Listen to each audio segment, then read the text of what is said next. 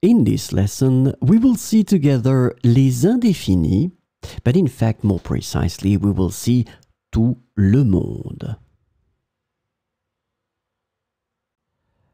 So, of course, the question is, what are les indéfinis?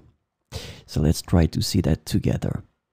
Indefinite words in French are used to refer to non-specific or unspecified people, things, or quantities. So this is the first point. Second point that is extremely important.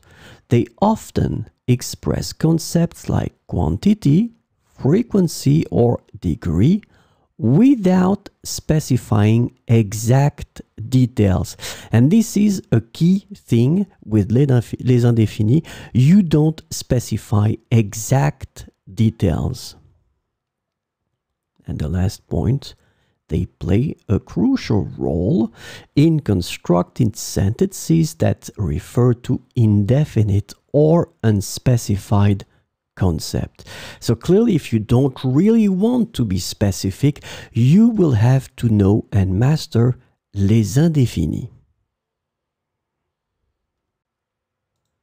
In this lesson, we will see tout le monde, and the indefinite tout le monde can be translated to everyone, everybody, or all people in English. So we will see 4 examples with tout le monde. Tout le monde aime les vacances. Tout le monde aime les vacances. Tout le monde devrait prendre soin de la nature. Tout le monde devrait prendre soin de la nature. Tout le monde peut apprendre à danser. Tout le monde peut apprendre à danser.